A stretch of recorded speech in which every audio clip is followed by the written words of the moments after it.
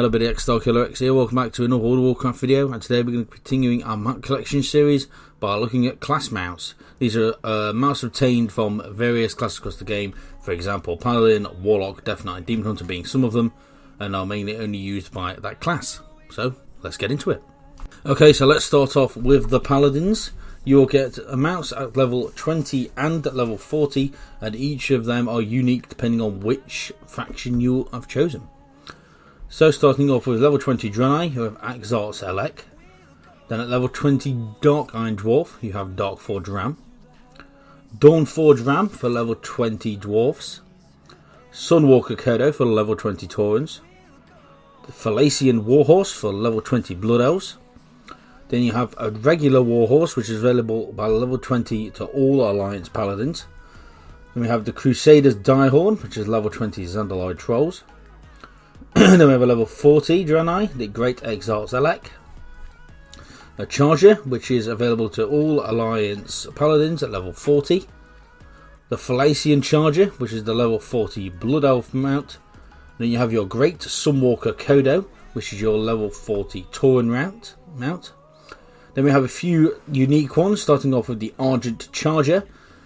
This one is purchased from Dame Idvinka Capsulis in the Argent Pavilion in Icecrown, and requires you to be exalted with the Argent Crusade. This will cost you 100 champion seals, and in order to be able to purchase this mount, you must have completed the achievement Exalted Argent Champion of the Horde or Alliance, which will have you be exalted with the 6 main factions of the Argent tournament. Then moving on, we have the High Lord's Golden Charger. This is obtained for completing the Legion Fall campaign, and mainly the quest Breaching the Tomb, which will finish with a small scenario. Once you have completed this one, obtain that mount, you will be able to purchase a few different varieties for in your Legion Order Hall, the Paladin Order Hall.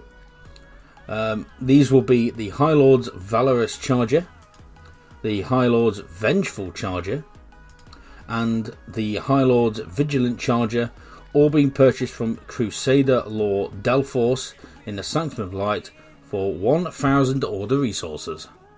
Next up we have the Warlock mounts, which are again attainable at level 20 and 40, only one each for this one is available to all factions.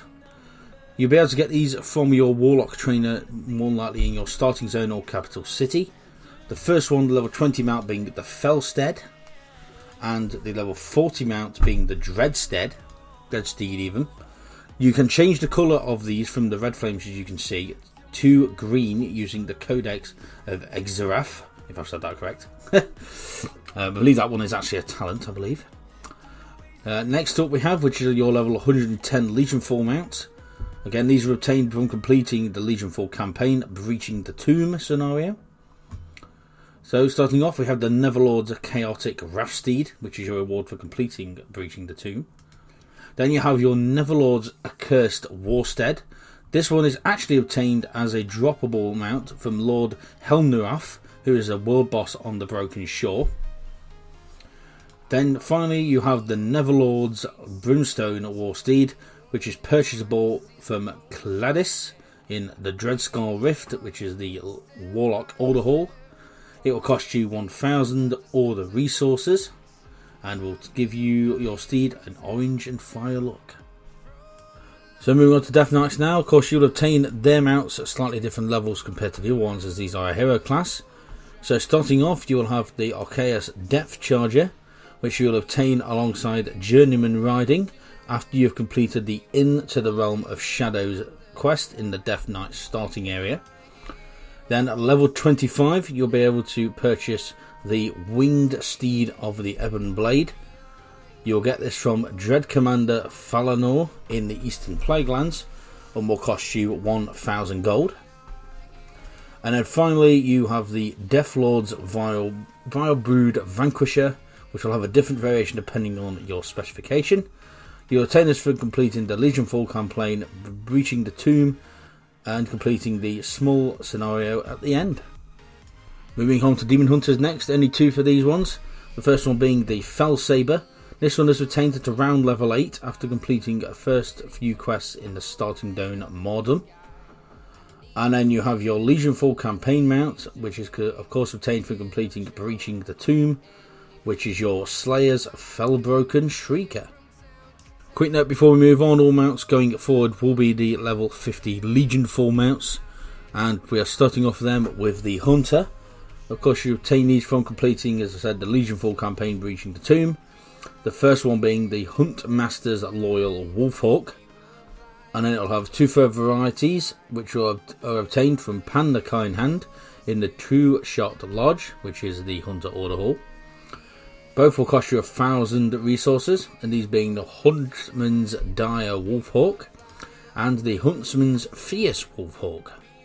Moving on to Mage now, we have the Archmage's Prismatic Disc, which is again a reward from completing the Legionfall campaign Breaching the Tomb on your Mage.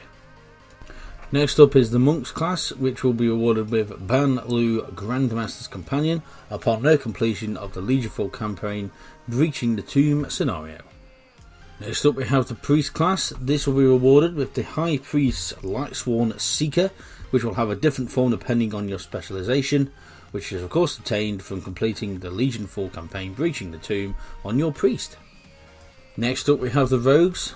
These are rewarded with the Shadowblade's Murderous Omen upon completion of their Legionfall campaign Breaching the Tomb, and there is a few different varieties to this one as well which you can purchase from Zan Shivzelproket, I said that wrong, in Dalaran for 1,000 order resources. These are the Shadowblade's Baneful Omen, Shadowblade's Crimson Omen, and Shadowblade's Lethal Omen. Next up is the Shamans, which will be rewarded with Farseer's Raging Tempest, which will have a different form depending on your specialisation, and is your reward for completing the Legionfall campaign Breaching the Tomb. And finally we have the Warriors, who will receive Battlelord's Bloodthirsty Warworm, which again will have a different variety depending on which specialisation you choose. And this is your reward for again completing the Legionfall campaign Breaching the Tomb. And that is it. So if you enjoyed, don't forget to push the like button, leave a comment down below to let us know if there's anything that we could do better. And of course follow me on my Twitter, of course it's down below. And last thing to say, I've been XLKX, and I shall see you in the next World of Warcraft video. Thanks for watching.